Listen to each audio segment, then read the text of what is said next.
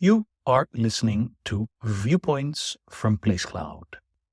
Cultural researchers tell stories of places from around the world. For the full multimedia experience and to support the creators you enjoy, visit placecloud.io.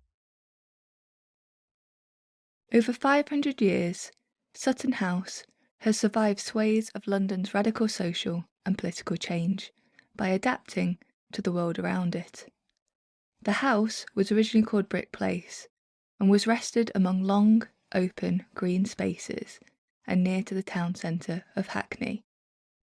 It is the oldest domestic building in Hackney, is Grade 2 style listed, and is one of London's last remaining Tudor houses, having been built in 1535 by Tudor statesman and Secretary of State to King Henry VIII, Ralph Sadlier.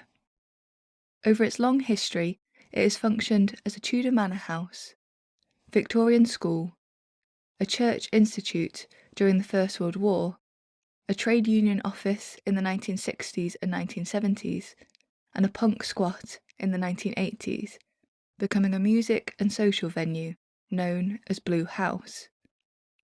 Striking graffiti and artwork still remains from this unusual part of the site's history. Built in the 1530s, the house has undergone a huge amount of change over its 5 centuries of history, with Georgian additions to English freestyle.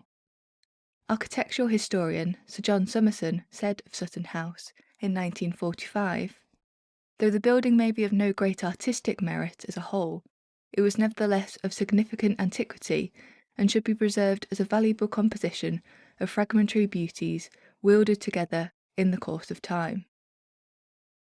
In the 1930s, Sutton House was bought by the National Trust with the proceeds of a bequest.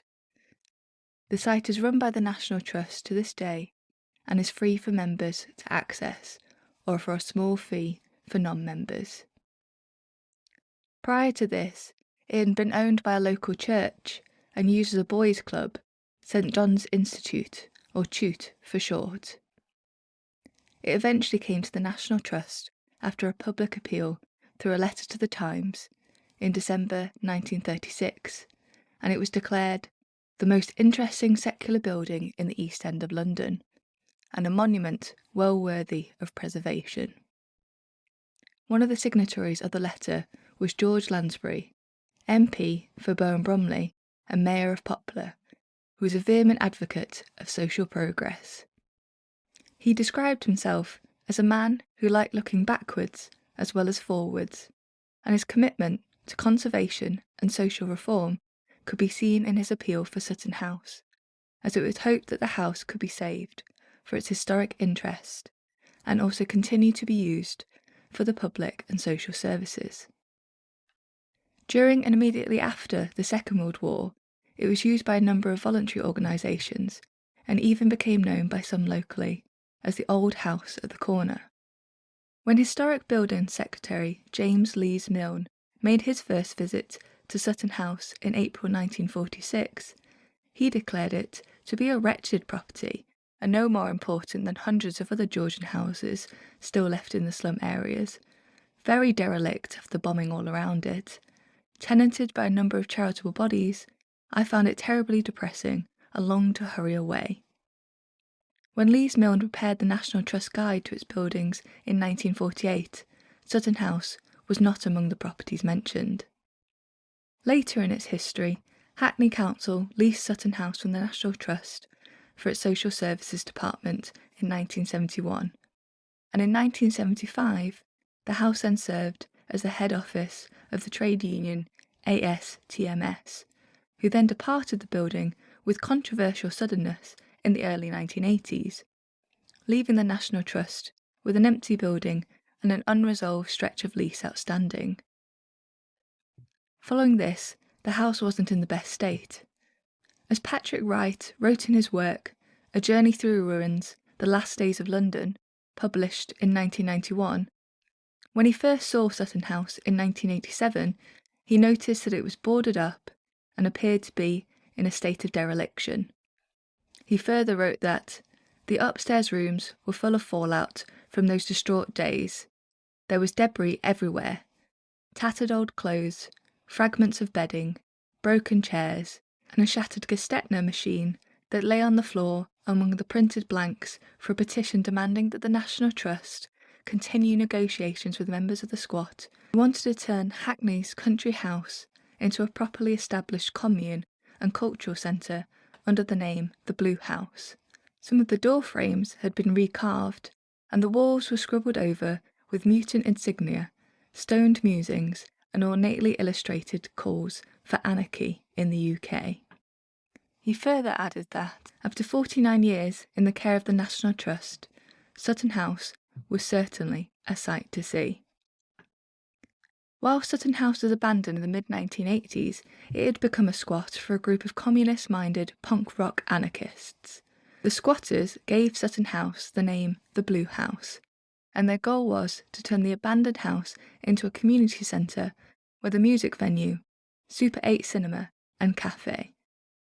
The space became a social centre, music venue and home to the squatters. When in April 1985, the group of 8 squatters made it their home, they sent a letter to local residents which read, "As you've probably noticed, something is happening at Sutton House. Several of us have moved in and are hoping to convert it into a kind of community centre." The squatters proposed opening the house to the public, with a running cafe, arts and craft workshops for local community members, and they did go on to hold rock concerts on site. During their time at Blue House, the squatters decorated it with vibrant graffiti art, some of which is retained today, and wrote anti-fascist, anti-Thatcher and feminist political slogans on the doors of the rooms. They helped renew further local interest in the house. After they were evicted, the building's condition continued to decline. Following this, concerned locals launched the Save Sutton House campaign in March 1987. The National Trust had tried to engage a number of potential users, including the University of New Hampshire, a housing co-op, a language school, and were even in discussions with Hackney Council about a possible community use or turning the site into a borough museum. Soon, however, a developer, Martin Village, became the most suitable applicant, and they were willing to spend an estimated £300,000 on the building. It was the local community that then successfully stopped Sutton House from being turned into the flats. Patrick Wright had a BBC Two documentary made on Sutton House in 1988, which was directed by King Henry VIII.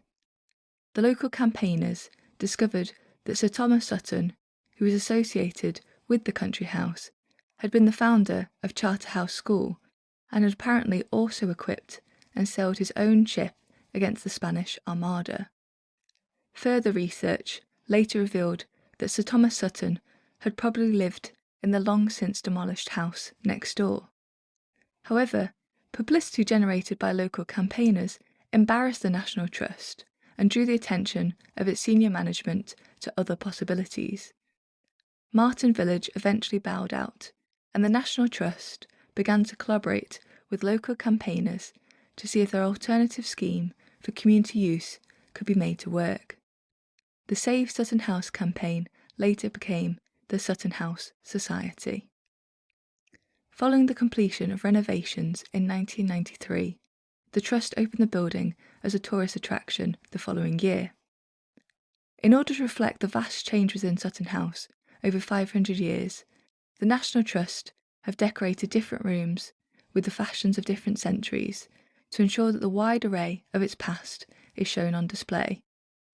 This includes a room now called the Squat Room on the uppermost attic level, where existing graffiti from the squatters' time has been curated into a period room from 1984, including a piece that states, "London belongs to the millions, not the millionaires."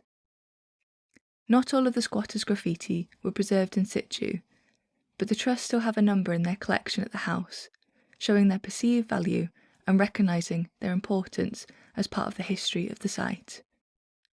The squatters and the punk rock bands that performed on site also created flyers and posters for their gigs, with the squatters gifting many of these to the National Trust and Sutton House later on. As the National Trust have stated, this short but colourful era in Sutton House's unusual history lasted less than a year, but it's left its mark on how we run today. The community are at the heart of everything we do. The National Trust continue to have a strong focus on working with the local community around Sutton House through a wide range of events and exhibitions to celebrate the many ways people from East London are part of Sutton House in the present day. The National Trust commissioned critically acclaimed filmmakers Kaiser Rose and Campbell X to document a series of videos for Sutton House called the Inclusion Series. The Trust hoped that the series would help to show the house meeting the changing needs of the Hackney community and appeal to a more diverse range of people when recruiting for new staff and volunteers to contribute to their cultural and heritage programmes, as well as engaging more of the local community with what the house has on offer. When interviewing people for the film series, Kaiser Rose and Campbell X found that several people mentioned the importance of understanding Black history as an intrinsic part of British history and seeing the ways in which Sutton House can represent a more inclusive view of history by sharing a range of people's stories through its exhibitions, including by involving the community in co-creating them. As the National Trust has stated, Sutton House is a beautiful place to visit with a unique history. It also has a long tradition as a space where local people can share their stories, their histories, their ideas, and their culture.